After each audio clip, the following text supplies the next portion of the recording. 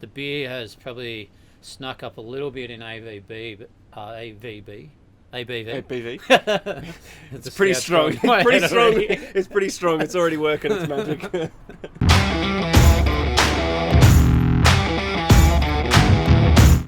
Welcome everyone to another edition of Beer with the Brewer. Maddie, right there.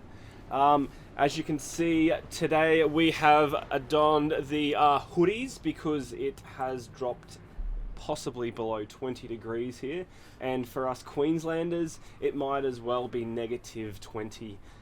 We do feel the cold up here a little bit.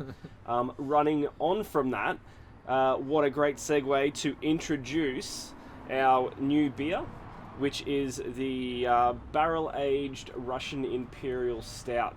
So this went in last year to a French oak Shiraz barrel that we got from Matty Wenk down in McLaren Vale from Smidge Wines, the same as the barrels that we use for the Montepulciano IPA as well.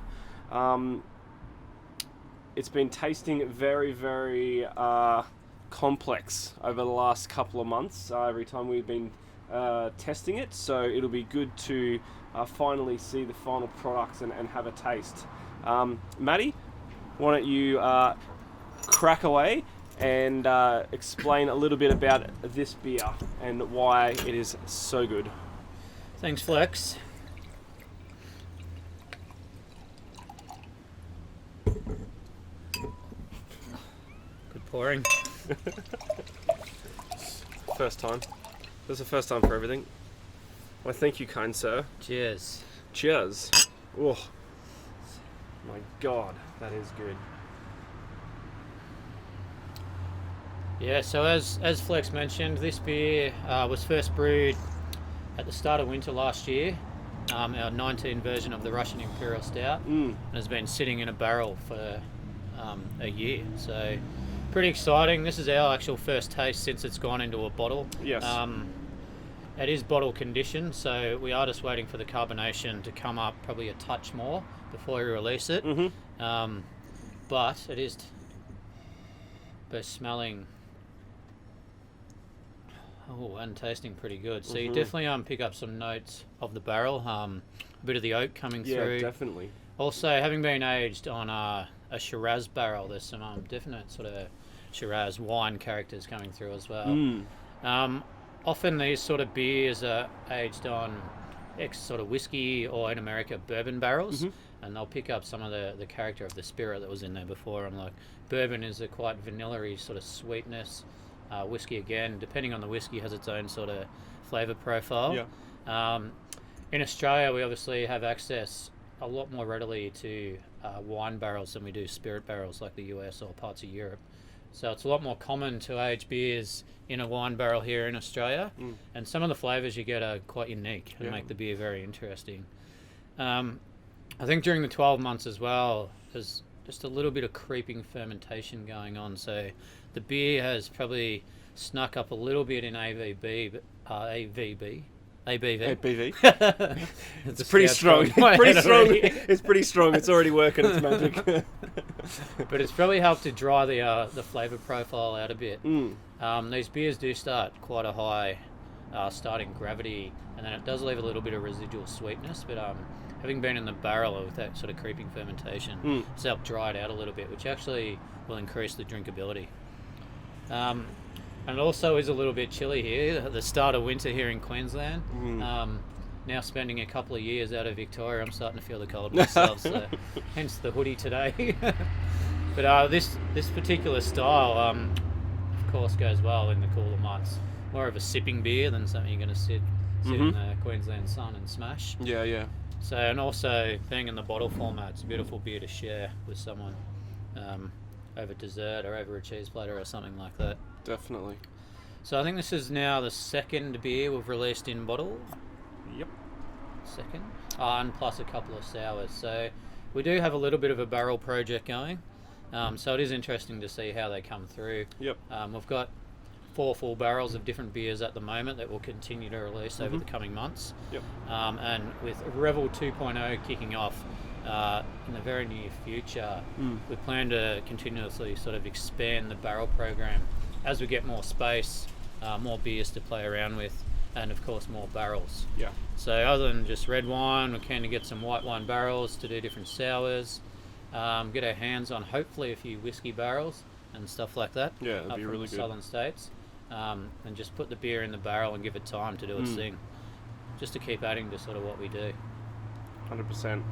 Well, I mean, the first Russian that we bought out last year was my probably favourite beer of the year. It was just absolutely kind of a decadent Imperial Stout with really nice, fresh kind of berries. And this one has just added another whole entire level of complexity. You get the really kind of nice, strong flavours of the Shiraz coming through on top of all those other fantastic original flavours, and with, like you said, with a little bit of oak coming through there as well. So, I mean, absolutely, it's pretty much at the top of 2020 for me at the moment. Like, and I just love it. Pity it comes through at a nice 10.5%. Can't really smash a couple of bottles of them, but extremely nice and very, very drinkable, and like you said, a great drink to share with everyone. So Matty, thank you again for an absolute cracker. Cheers, mate. If you get a chance, grab your hands one of these bad boys. Alright, now we have a bit of Q&A, or a Q&A for Matty. So Jeff Lyson, he asks, how do you select what you're going to make next in your beers? And also, how do you stay relevant with your new beers or brews without just simply following the trends? That's a good question. I guess it's a big challenge to sort of stay relevant while not just following what everyone else is doing. I think a pretty good example of that is hazy IPAs at the moment. There's a lot of breweries that are making a lot of hazy IPAs, which is cool, and I do like some of them. And we have actually made a couple of hazy IPAs, but we haven't by any means dedicated sort of what we do to doing something like that, just following the big trend at the moment to get on that and sell beer quickly, all that sort of thing. Yeah. For me, I sort of have a look at what we actually have, I guess, in our core range, what we have out at the moment, the time of the year, and sort of making sure you've got a good balance of beers at the time. We have to balance managing beers to sell on tap and also what we have available in package for the wider market. So it is important to sort of have that balance. So for us, we'll normally have sort of one or two, I guess, specialty IPAs out at the time, one or two sours, a Berliner Weiss, a Gosa, that sort of thing. And then also like to brew sort of more traditional style beers as well. So recently we had the Belgian Golden Ale that we spoke about. Le Grand Sexy. Le Grand Sexy. A Russian Imperial Stout.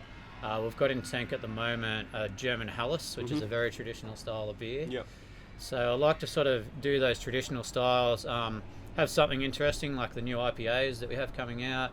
People love the sours, particularly up in Queensland. So it's sort of about balancing what you have available, finding or identifying a gap in sort of your range, and then brewing something to sort of fit that gap. And also, obviously, it needs to appeal to the consumer.